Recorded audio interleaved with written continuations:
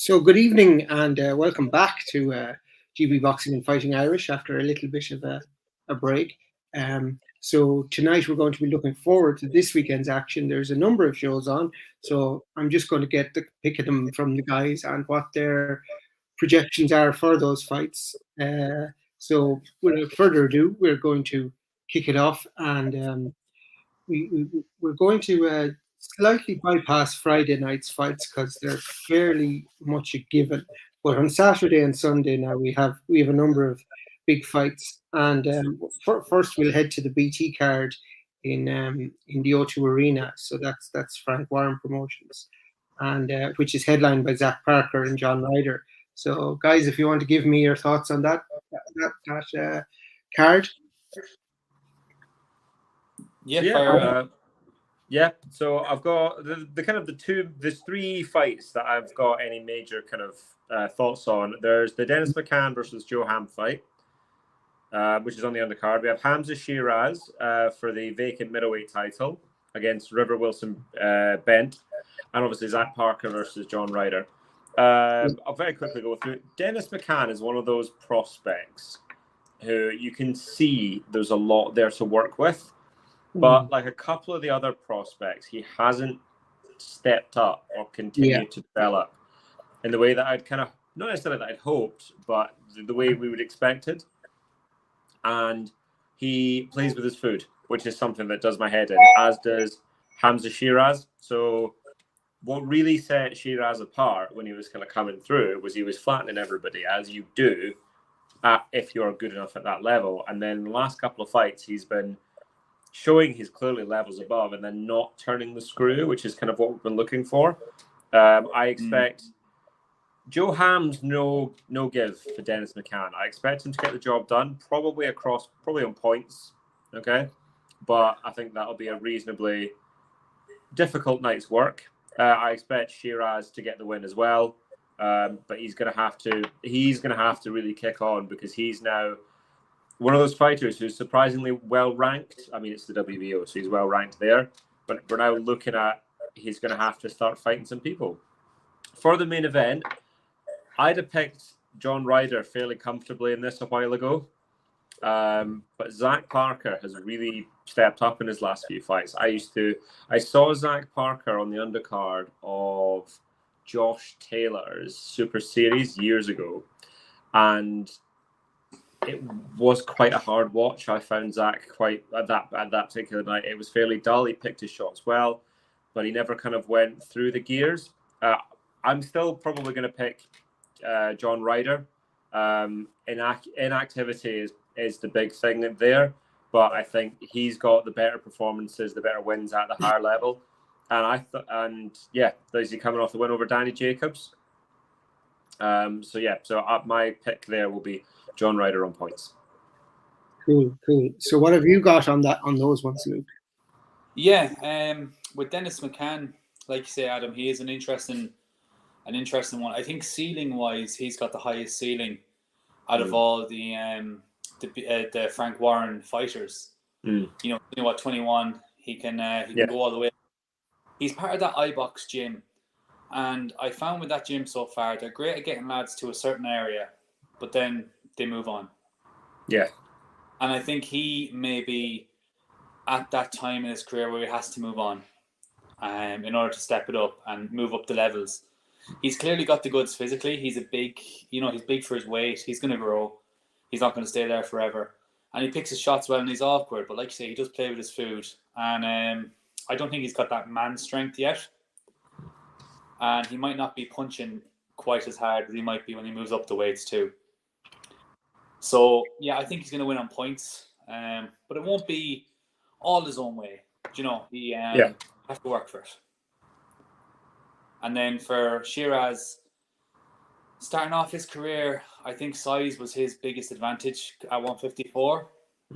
Now he's stepped up to middleweight. He won't enjoy that so much. Like against Bradley Skeet, I was severely disappointed with how the fight ended. And Bradley Skeet showed everyone how beatable Shiraz was. Do you know? So, yeah, I think he's going to win. I don't think he's going to be up for much of a challenge against Rivers.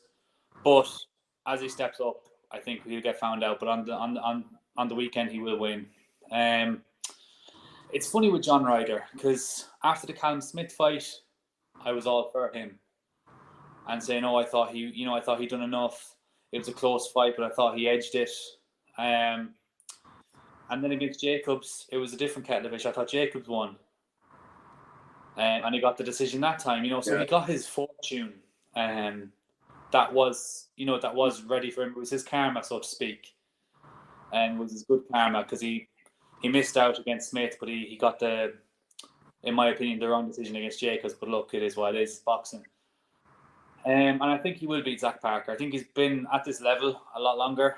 And Parker likes to box at his own pace. And John Ryder's the best probably in that division at making you not fight at your pace. He will put himself on you and you won't stop him coming forward. I think Parker's going to struggle with that. The only thing would be a dodgy decision I'd worry about, being away from home. Yeah. So to speak. But in my eyes, I think Ryder will grind out a victory. Yeah. No. I actually, on the last one there, Parker, I agree with you as well. I definitely think Ryder will win, and I think he could stop Parker later on, in fact. But I mean, because if it goes to the distance, I really think, Parker's going to get it, because he's the home fighter. Just another shout out on that card is the Irish boxer Pierce O'Leary, who's been knocking out people left, right, and centre. So it's another step up for him. He's an international belt there going for that. So that's just the other one of note on that card. So we're going to. Sorry. He is one to watch, Pierce.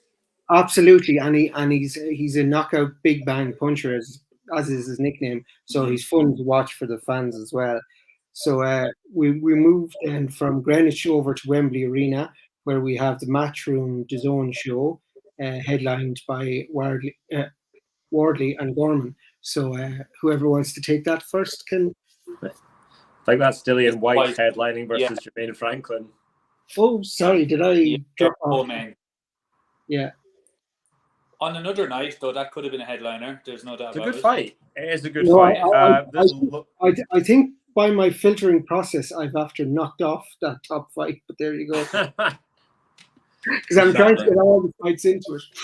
It's a busy weekend, which we can come on to later. But I mean, there's loads on that card. I think for me, looking down the names, the best fight on that card is Richards Bolotniks. Yes. That's a great fight, and it's quite a hard one to pick. I'll probably go with Craig. Craig's the better all-round boxer, but physically, that's not going to be an easy night. And again, he's another one. If you can't hurt Bolotniks, that is going to be a lot of work for Richards. The best fighter probably on that card is Pat McCormack. Okay. Pat is a phenomenal fighter, and I think he's going to be an incredible pro. This is first wait and see. First Matchroom fight. We'll have to see how he is up here, because I know Luke's had his difficulties, and I think he's walked away from the sport. I think Luke McCormack's retired. I saw that during the rounds. I think that was a medical reason. I was hearing, which medically was the reason. Actually. Yes, I think it was a brain scan. Yeah. So I think Luke's walked away, which is a shame, but there you go. Sandy Ryan in a really tough fight against Sanchez. That's another one. Sandy is going to have to. If the Sandy Ryan that turned up in her last fight turns up, she'll be fine. The Sandy Ryan before turns up, which she, again, think it was Gutierrez, and gets stuck in too much, that's going to be a really, really hard night's work for her. Wardley Gorman, without being harsh, I have never seen it with Nathan Gorman. I don't get it.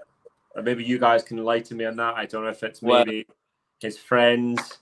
He looks like Tyson. He's related to Tyson, and his grandfather was a bare knuckle champion. So by proxy, he's going to be the best in the world.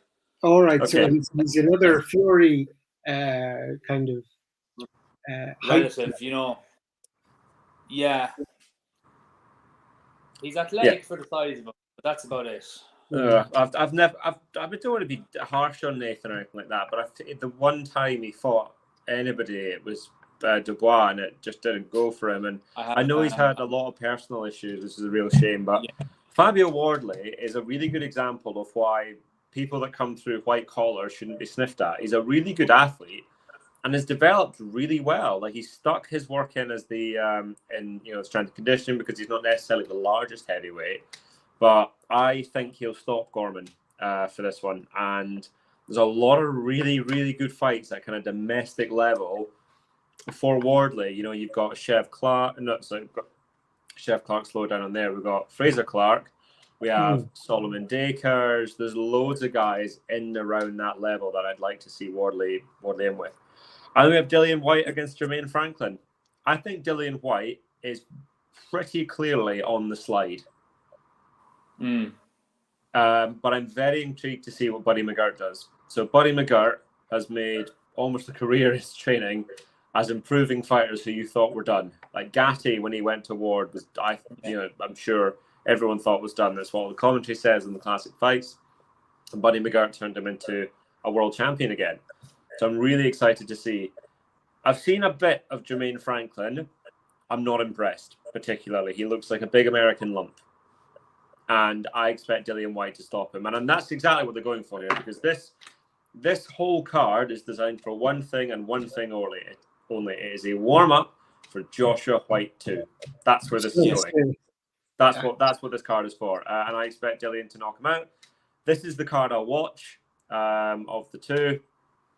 And I always enjoy a Dillian White fight because he's always entertaining. I was at the last one. It was terrible. The whole event was a nightmare. But in general, Dillian's partner calls him a wee wobbly, which is basically a case of he's up, he's down, he's left, he's right. He just never looks very stable. But he's fun. That's all I ever ask for in a fighter. So I reckon Dillian White will win by knockout. I expect Wardley to win by knockout. And I'm going to go with Richards on points. Those will be my major ones for the big three. What do you think? Yeah, as for Pat McCormack, I've not seen any of his fights so far under Probellum. It was Probellum he was with, wasn't it? You missed about maybe 60 seconds of fights? Yeah. So I'm going to reserve judgment for Saturday on himself. No doubt he's got the talent, though. As for Sandy Ryan, again, she's another one I think who struggles a bit mentally. And as I've seen in a lot of corners with women boxers and their coaches, Clifton Mitchell's very soft on her. I find the coaches talk a lot differently to the women boxers than the male boxers. It's obviously because women are generally more emotional, and they have this is not a slight on anyone, but they're more emotionally. You can't kind of talk to a woman like you can to a male boxer. You know, get your shit together. You got to do this. They've got to be spoken to more softly and be like, look, it's okay. This is what you need to do. Go do it. But I think with Clifton Mitchell, he does be a bit pandering to Sandy sometimes. And in the first fight with that girl, her name escapes me. I think it's Gutierrez. He should have given her a bollocking, and he never did. And obviously it was worked on in the gym because it clearly worked in the rematch. But yeah, I think mentally she struggles to not get stuck in too much. And against Sanchez, I think she needs to box. Now, I know maybe what I said might be taken a bit controversially, but having worked with male and female athletes myself, I've noticed the differences big time in how communication is with them. So I have an interesting. I think it's a really interesting point. I've got a slightly different take, or not necessarily take, just the angle on that, which is the case of I don't think coaches that have grown up working in a boxing gym, predominantly male, know how to speak to female fighters. That could well be it too. That might be the difference, rather than a case of like maybe you can. I think it's a case of like you can speak to anybody, how they respond. I think certain fighters you can bollock, certain fighters you can't bollock, be they male or female. I think it might well be the fact that it's more difficult for someone who's grown up in that kind of environment to speak to a female. That might be it. Yeah, that's too. I like speaking from my own experience. I found different athletes react certain different ways. Yeah. Oh yeah. Male and female, yeah. How you speak to them. I totally think- agree, though, that she should have had a rocket up her arse. Yeah, 100%. So then on to the main three, as we're calling it. Richards, his experience should come into play here. You know, Bolotniks, he did well in the Golden Championship, obviously, and he did well against Boazzi for spells. But I think Richards should have too much experience for him and too much guile, and he'd be able to tie Bolotniks up, hopefully, when he gets on the inside and do his own work. I'm going for Richards on points, but if Bolotniks went out there and managed to hurt him, it wouldn't shock me. Then Wardley Gorman, yeah, I totally agree. You know, you can't white collar, unlicensed, whatever you want to call it. The level of that is stepping up, and it's because a lot of boxers, not too dissimilar to myself, are getting fucked off with the amateur game. Yeah, and you know, there's nothing really in it for us amateur boxers anymore. So if you can go unlicensed against a similar level of opponent to yourself, get a few pound and learn your trade that way, I see no harm in that. and they're better promoted. Well, it's They are. it's an alternative pathway. You know, it's like everything. You know, it's Like I hate the term. No, I've boxed unlicensed before, and people were calling it semi-pro, and I hate that. It's not semi-pro. It's unlicensed. It's boxing. That makes no sense. You know, that statement makes no sense whatsoever. It's because semi-pro football on the Sunday. That's literally where it came from. Yeah, but semi-professional, like you're either paid to do it or you're not paid to do it. That's the definition of professional. Exactly. You don't get like semi-pro. when I did my unlicensed fight, I got paid for the tickets I sell. That was it. You know, there's no purse or anything like that. But you fight on it. It was against another amateur boxer from Ireland.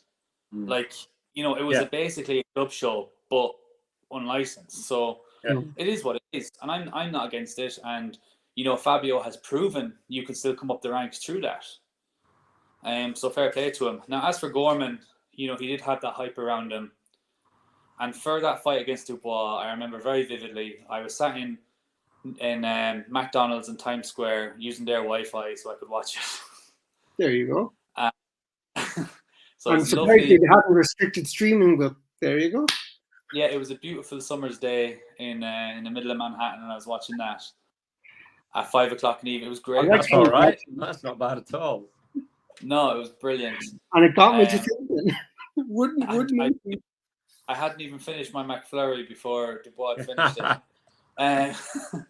But yeah, I think Gorman, look, he was 26 stone. He got himself down like 19 stone now. He lost a lot of weight and had troubles with his baby and stuff like that. You know, so very sad story. But I think Wardley will blow him out of there in 3 or 4 rounds, to be honest. The only thing Gorman can do is catch him on the hop in the first round, I think. As for the main event, if I was Eddie Hearn, I would not have got this Franklin lad in. I would have paid for Charles Martin to come in and have a fight with Dylan White, because I think Charles Martin and Franklin are equally as bad as each other, but Martin has the name. Martin's a southpaw. Yeah, well, I think if White could have finished him and then went on to the AJ fight, that would be a talking point. Yeah, it's true. Do you know, that's what that's what I'd have looked for if I was Eddie. Franklin's just an American to come and knock over. He's a no. That's what he is. Yeah, that's it. And Eddie's very good at finding these. It's funny with White though, right? Because Povetkin sparked him. Then Povetkin got COVID and clearly should not have passed the medical to fight for the second fight. He barely could climb the steps up to the ring. And you know, like, he was diminished beyond repair. And like, White took way too long to get rid of him. Way too long. And then, you know, he had life and death with Derek Chisora twice. You know, he had the Rivas fight. Rivas isn't really that big of a heavyweight or much of a puncher. Parker. Life and death with Parker. And, you know, Joe Joyce just showed what you can do with Parker. Yeah, I don't think he's ever going to be that level that he wants to be. And that's okay, but he has to kind of accept that at some stage. And with Buddy McGirt, you know, I don't think he's going to quit anytime soon, Dylan White, you know, join a new trainer, trying to get a new life. So if he gets the AJ fight, it's big money, but this fight does not prepare you for Anthony Joshua. No. Do you know? And I expect him to bowl Franklin over. But even then, are the fans going to care much? Do you know, it's a funny one. Yeah, it's... Did you watch that head? Did you watch that head-to-head? I got halfway through it. Yeah. Halfway through it. They tried creating like it didn't work. Fake beef. Yeah. No. Oh, it's dreadful. It is. Stephen's just come in there. Martin has to be the worst heavyweight champion there's ever been. I've only seen clips of Franklin who would push him over, I presume, him over Martin. Understand totally why he would pick him though. But, yeah, I think like Martin against Ortiz. Like Martin shows he's got balls, Charles Martin, and he believes in himself. You know, he walks the earth like a god. So you know, like he fought Ortiz, fair play to him, because most wouldn't fight Ortiz. Even now. So, but yeah, I think that would have been the perfect name to put White in with. You know, it would have been, you know, who can beat him better? You know, I fought Charles Martin when he had more experience and I beat him, and now I'm going to beat you. You know, I think it would have set it up lovely, but you know, yep. But I like, as for the busyness of the weekend, we're not even on Sunday yet. But even having two cards, like Matchroom has a horse in both races this weekend. Yeah. Do you know? So I hope Frank or someone will be there for John Ryder, because he's got the biggest fight. I assume that's what happened, is they'll have like a representative or something, but it's a bit of a bugbear. Out of the Matchroom fighters, he's got the biggest fight this weekend. Yeah. Oh yeah, but it's the title eliminator. The winner gets Canelo. Is it an interim? Interim WBO title, but the winner will get Canelo in May. There we go. You think that's the May fight? I would put, if you said gun to my head, the winner of this fight gets the Canelo fight in May. Well, it would kind of make sense. As it would be a good tune-up fight for Canelo before he faces him. Ryder versus Canelo is a good fight. That's a fun fight as well. Everyone's been plumbing for Ryder for a while now. I mean, like I would have even had Ryder over his name's gone out of my head now. No, Eye Socket Boy. Billy Joe Saunders. Oh, Saunders. I'd have had Ryder over Saunders, but obviously Saunders was a better boxer than Saunders, but Saunders stylistically is a much harder matchup for Canelo because of Canelo's slow feet. Yeah, and Billy Joe might be on the way back. There's rumors of that I heard. But guys, I want to ask this as well. What? I heard he's having a fight at like cruiserweight or light heavyweight or something. Yeah, he's due to fight a catch weight just above light heavyweight, if I remember. Above light heavyweight. Yikes. But fight Jake Paul. Not sure who I'd root for on that one. Yeah, it would. No, I'm sorry. I root for Jake Paul. I'm kind of I'd support Jake. Well, like it's like if he fights Fury, whatever his name is, I'm definitely shouting Jake Paul. Tommy.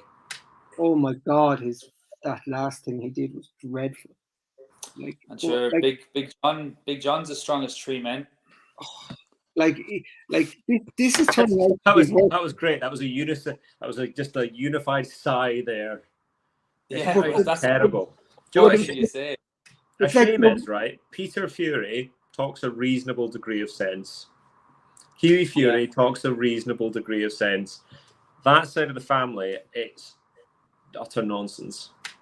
Yeah, but I mean, it's the carnival, and they know it's what gets them on the TV, so they're going to. The problem is, Big John watched too much of Giant Haystacks and Big Daddy and the old wrestling. That's exactly what I was thinking. Or else Big John knows what side of the bread he's buttered on, and he knows that if he comes out with outrageous crap, he's going to be getting the clicks, and he's going to be put on the television. You know, that's the thing. It's keeping up with the Furies instead of keeping up with the Kardashians. That's how I describe that whole shit fest. You know, it's just celebrity TV at its worst. Yeah. But I'm going to ask you a question there, just on the Matchroom card. I mean, that's a British Matchroom show. People are saying, Eddie Hearn seems to be banned, or not really paying enough attention to his UK fighters. Would you agree with that? Would you think he's got his eye more on the American ball, trying to make it over there, or is it a case of it's just swings and roundabouts, and it's kind of Frank's kind of on the ascendancy at the moment, and Eddie's just by natural progression, he's just on a bit of a lull in Britain, or would you think it's something different? I can I just jump in on this one there? I think people think he's got too many fingers and too many pies, but people are failing to realise it is all the one pie at the end of the day. So he's bringing some of his British fighters over to America, the likes of Galalia Fai. He's boxed all over the world already, and he's only a few fights in. Some of his better British prospects, like he's going to bring Johnny Fisher over there one of these days to the States. You think Johnny Fisher will work in America? If the way he's catching on TikTok, it will. And if he goes over there and knocks someone out, people will know about him. I don't think he will translate as well in America. I think he's I think he's an excellent product for kind of your the UK gets him. But I think he's in Australia, he's in America, he's in the United Arab Emirates, he's in Dubai, he's in the UK. All his fighters will get opportunities to fight on all these different cards around the world. And when you look at, say, Ricky Hatton coming up, Frank Warren was sending him over to New York to box, say, on the undercard of Naz versus Kelly. This is no different. He's branching out, and he's not forgetting about his UK shows, because there's still plenty of them. There's no shortage of shows in the UK, really. Yeah, but it's not the number of shows that's the issue; it's the quality. But by proxy, when you've got more shows going worldwide, your quality is going to be diluted slightly per show. Yeah. And I think while he's growing it, that's going to happen. But I think there will be a huge payoff. I really do. And if it was me, if I was a Matchroom fighter and Eddie was saying to me, Luke, you're going to Dubai in 6 weeks, I'd be like, fuck yeah, let's go. And then 3 weeks later, you're in Sydney. Yeah, let's do it. I'd be buzzing if I was a young prospect. Yeah, but again, that's neglecting the UK market, which is what I was talking about. For physical people, bums on seats, yeah, but people are still watching. So I don't think the UK market is affected too much. And so I agree. I think it's a case of a couple of things. One, we were having the opposite conversation about a year ago, which was Eddie's putting all of his eggs in the UK basket and was neglecting the American side of things. And I think it depends on what fighters are hot at the time. It depends on who wins and loses. So, like, if, say, a few of his UK guys lost earlier in the year, Galahad getting flattened, Warrington lost and was meant to kick on, and suddenly you're losing these big stars that they're then having to build them back up, and it's not happening. Whereas in America, these guys are building up. He's getting, he's got Estrada, Chocolatito, this, that, and the other. But it is a global business now, like you said, and it's now butter spread over slightly too much toast. Yes. So like you said, the quality has been diluted. It's not as good as it was originally promised to be. This weekend's card is still pretty good, but it's not as good as it was meant to be. Also, what's happened is the bulk of the Matchroom stable, where guys that are not pure prospects, but not Dillian Whites, right? Chris Billum-Smith being a perfect example of this, right? The guys who either are your local arena levels, your really good chief supports, where we're like, do you know what the best fight in the night is? It's blah versus blah. It's not the main event. They've gone elsewhere because they are not going to be a priority, because DAZN know what they've got to prioritize, and DAZN have to prioritize people that will move the needle. Okay. So you had Ben Eubank, and that was a massive thing for them. That went to shit. They've been building Josh Warrington up. Mauricio Lara ruined that. The rematch then wasn't what we kind of wanted, and it's just you've got a couple of ducks have fallen poorly for him in the UK, and things are going well abroad because he's now invested a lot in the Australian market. And I mean, he is probably not doing his best work in the UK just now. I would prefer if there was more here. I also prefer it when there are UK shows. It's not been the best year, especially this part. The second half of the year for Matchroom has been pretty poor. The first one was okay, but not great.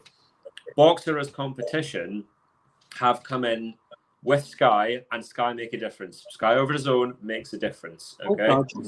And they are doing. They've gone right. This is my guy. This is my guy. This is my guy. Let's go.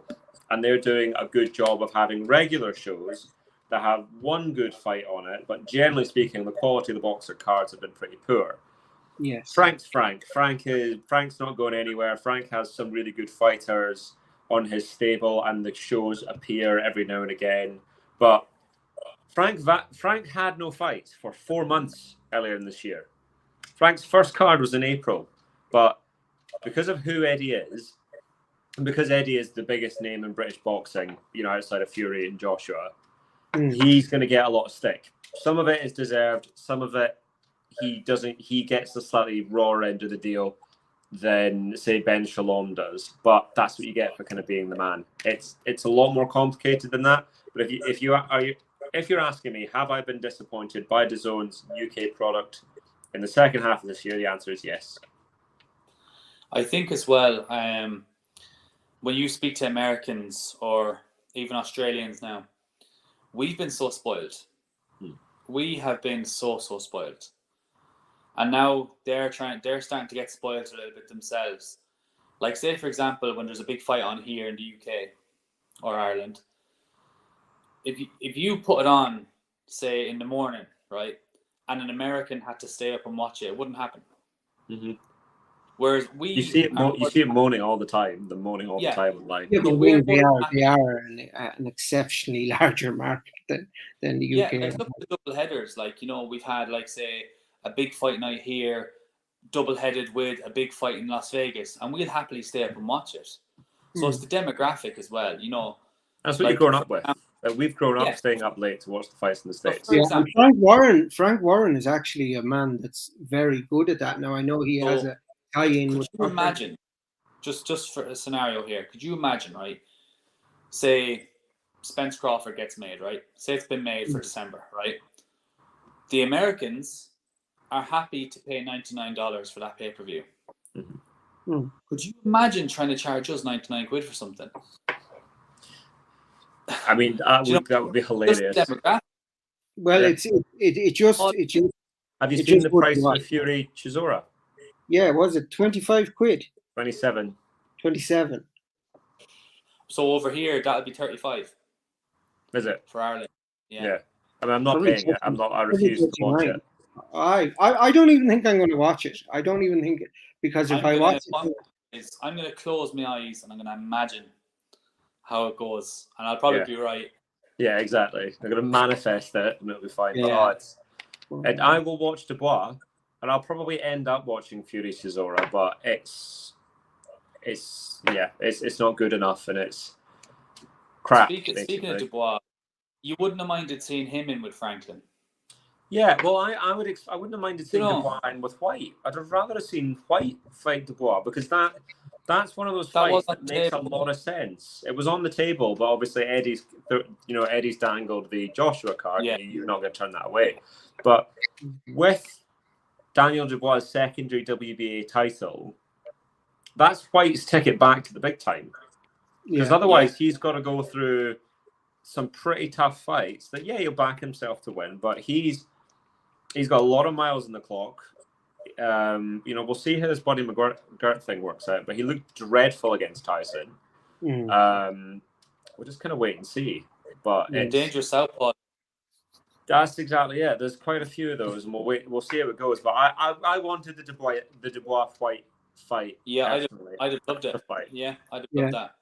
And I know I have kind of put in a bit of a stall there by asking that question, but is there anything on Sunday's kind of Sky's kind of Super Sunday offering, because they have a huge void there in the afternoon because the Premier League is on holidays at the moment, so they've clever enough just stuck boxing basically there. Is it too early in the afternoon day for boxing? No, I think the last Sunday fight night I can recall was Tony Bellew versus Makabu. It No, was a but this Coley. is night. This is afternoon. Was you know? It was oh, a yeah, Coley what? earlier in the year. A Coley Glowacki, was it? Yeah, I think so. It was the one where the O2 got torn to pieces. Oh, during the storm. That's Yeah. right. Yeah. That's right. Shows you how memorable that was for me. That's it. But yeah, the biggest one of a Sunday that stood out for me was Ballymacaboo. Yeah. Now, but this is an afternoon job, so it's even better because you know what are you doing I'm on Sunday here afternoon? for it. Yeah.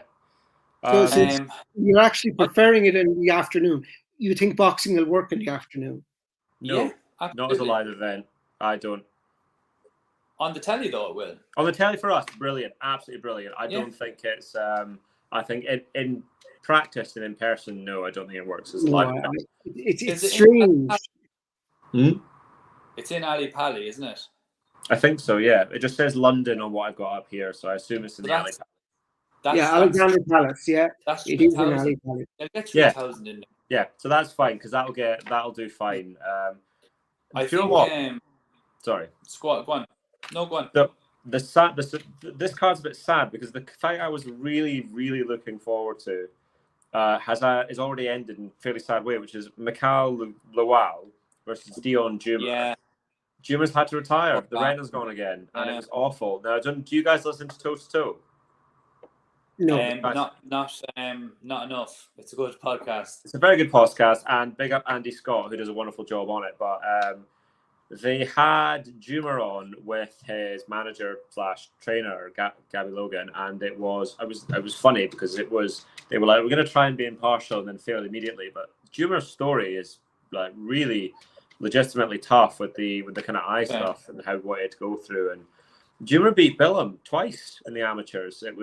That's what I think who he won the ABAs against. So he was a good fighter and a lot of good stories, and it's a real shame the eye's gone again, but health comes first. Yeah. Azim versus Ryland Charlton. Yes, that's a good step up. I want to see Azim hit Ryland and Ryland keep going. I want to see that happen because I want to see how Azim reacts. Because I think there's a lot of chat on Twitter about Azim versus Dalton Smith. And it's really early. Dalton Smith defending his British title, and Adam Azim's not been past. I mean, I want to see how does he control the fight that someone he can't blow away immediately. How does he get? Dalton's not necessarily been hit, but Dalton can control a fight over many, many rounds. How does Adam do that? I've no doubt he's got the talent. He's got the best coach in the country. But I want to see it happen. So I'm hoping this is a very good test. So I would like to. I reckon it'll end up being points. Yeah.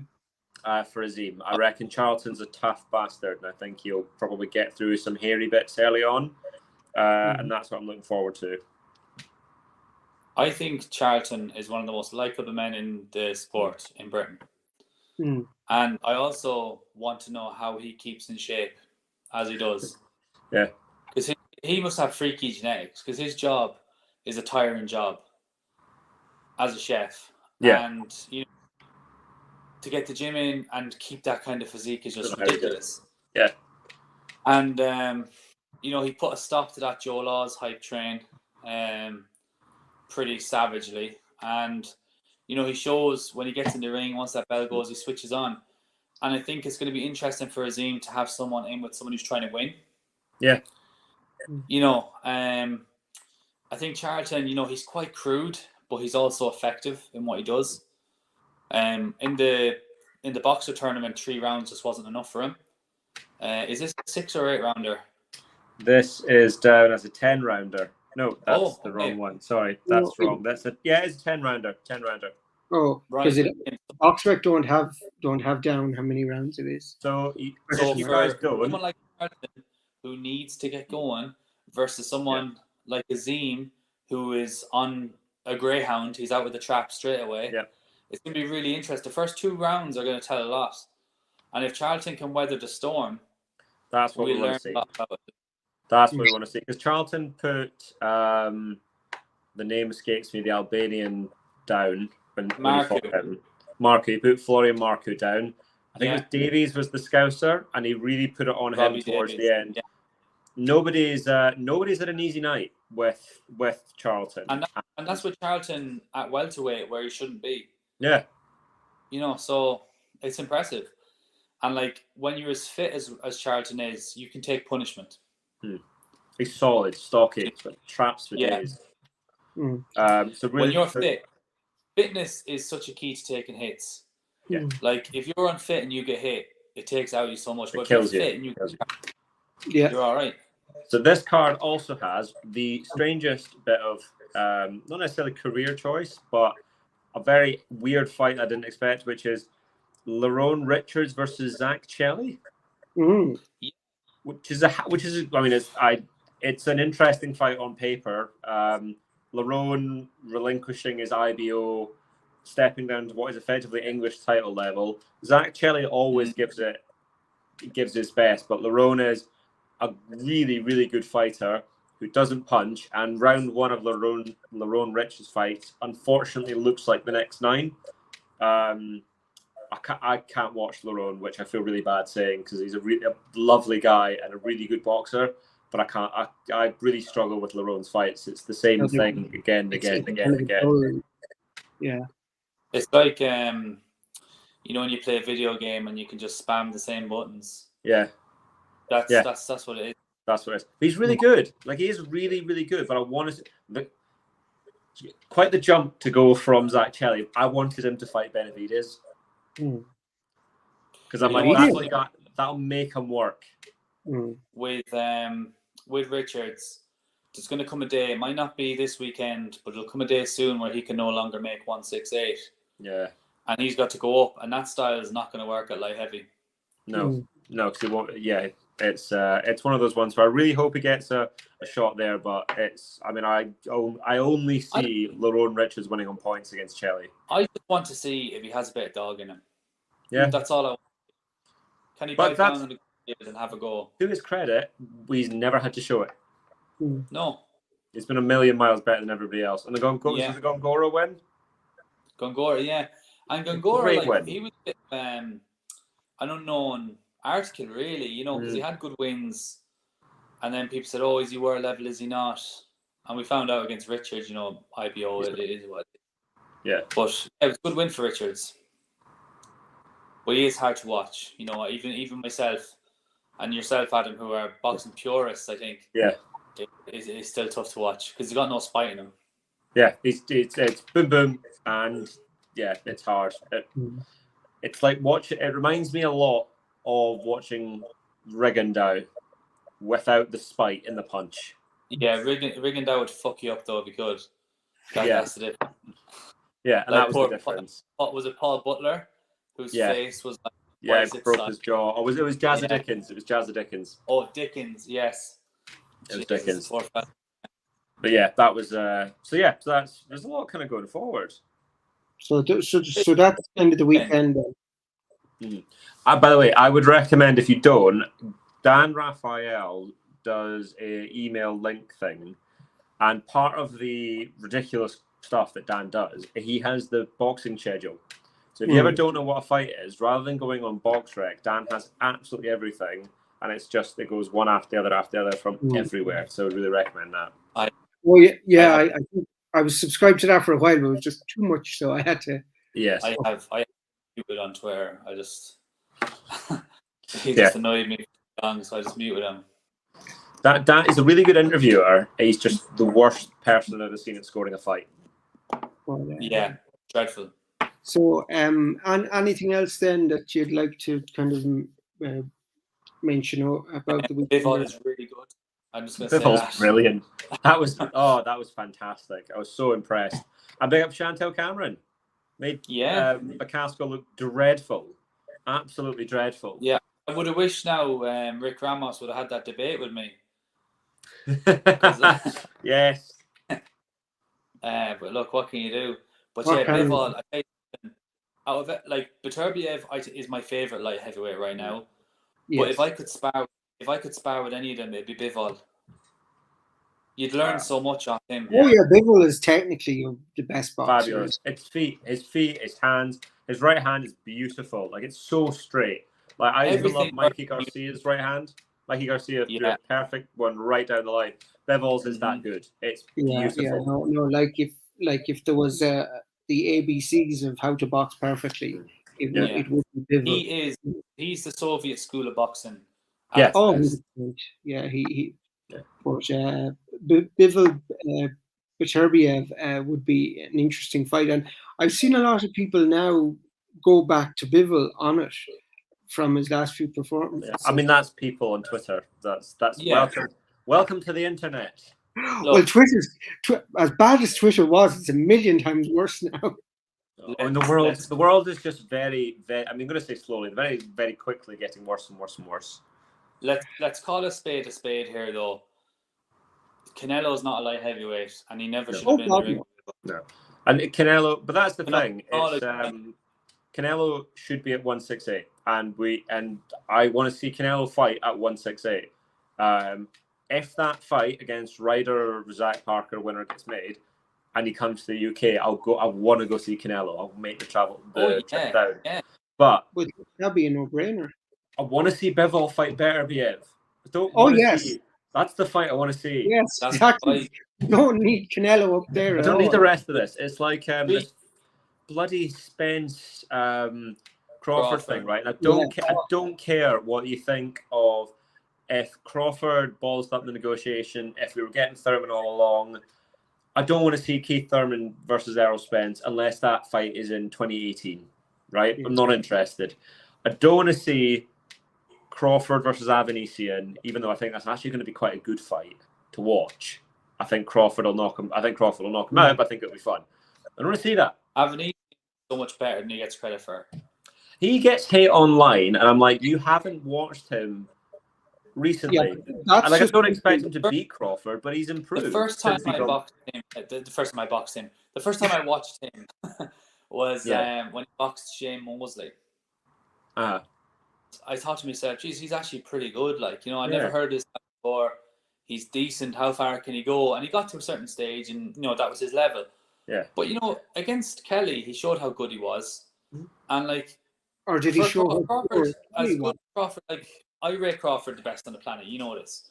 Yes. And I do think though, against Avanesian, you have to respect him. Yeah.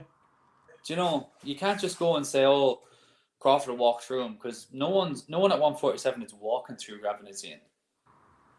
Because Kavalauskas beat him, but I mean Crawford didn't have an easy fight against Kavalauskas.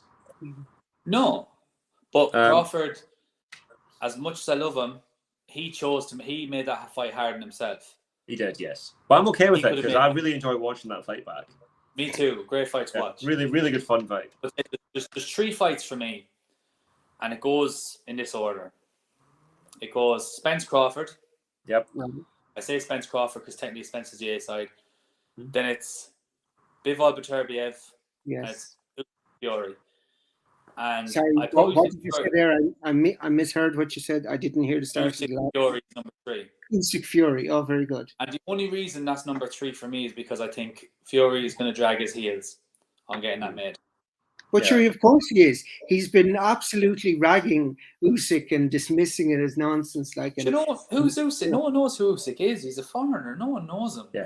He only won gold. He only won gold in London. He only beat Joshua twice. I won it, sold out stadiums. It's nonsense. It's like when I was watching some old Fury clips earlier in the week, and I was like, hasn't he improved so much? Isn't it so magnificent how just he's magically improved so much, Fury? I think it's amazing. It's just wild boar and a suicide attempt will do anything. Oh, absolutely. Mountains of cocaine will keep you going. Oh, well, that too.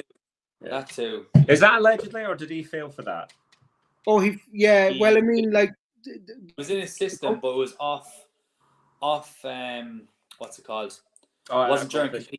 Out of competition. Yeah. Which is like a totally different thing. So I'm going to put while we're on here because I know that we'll have to go soon. Things to go through going forward. We've got the end of year awards. Yeah. So we'll have that to do. Again, we're probably not going to do that until later on in the year. We have obviously Fighters of the Year and things like that. The fight left for the year that I'm excited for the most is Estrada Chocolatito. Number 3. Number 3. It's going to be incredible, and my boy's going to get the W that he deserved in the second fight that he got in the first. Yeah. Look, speaking of Chocolatito and the fights, like the way Eddie's bringing Galal over to the US.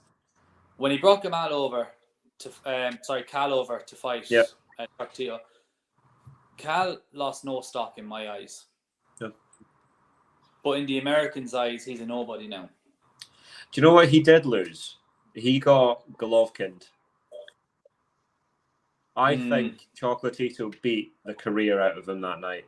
And while I'm here, if Galal Yafai doesn't change the way he fights, that's going to happen to him. Yeah, he needs to really plant his feet now.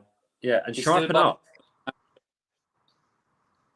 He needs to sharpen up. He's getting caught too much, I think. Way too much. And the guys he's going to end up in with, like, he's in that division, isn't he? He's a super fly.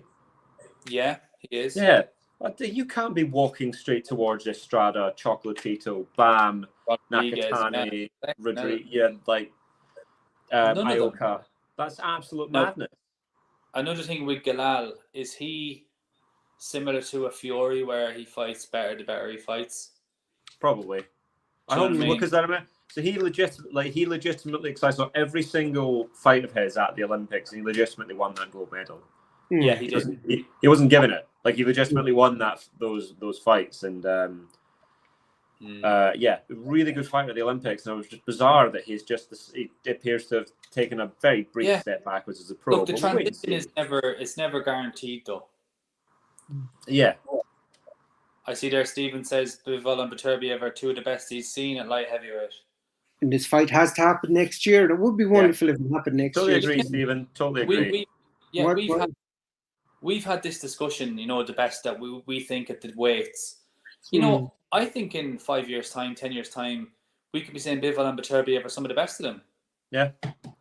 Especially if they fight. And especially with Beterbiev, we want to get him with as many good people as we can. And Yard's a good fighter, a good fight. I'm quite excited about that fight. I think the big problem Yard's going to find out is that the only thing he has on Beterbiev is athleticism. He's not a better boxer. He doesn't hit harder. So he certainly doesn't hit.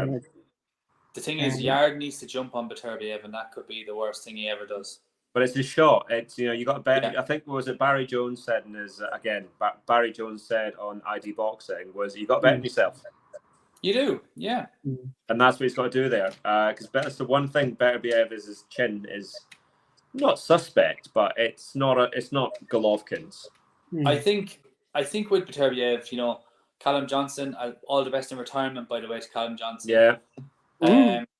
He could knock anyone down at 175. Yeah. So Beterbiev having a flash knockdown against Johnson, I don't see it as the end of the world. No. And I think one thing that impressed me with Beterbiev is his hand speed. He can put punches together very quickly. Yeah. And if he goes on the ropes and Yard tries to open up on him, Yard will find himself on Queer Street very quick. Yeah. It's an exciting fight though, and I wish I could go to it, but unfortunately I will be training for my own fight in March. But I'd love to go. Like, if I had nothing on, I'd be there, 100%. Yeah. Stephen's come in with his prediction there. Beterbiev in 4 rounds, and I would concur with that. I think it'll be over before 6, anyways. Fine, you can have rounds. That's 5. That's only round 5. What's the odds? What's the odds there? We'll get. I don't think either he's getting much change. To be fair, but anyway, that's been great, guys. I've enjoyed this chat this evening. So we're going to the next time we're back. We'll be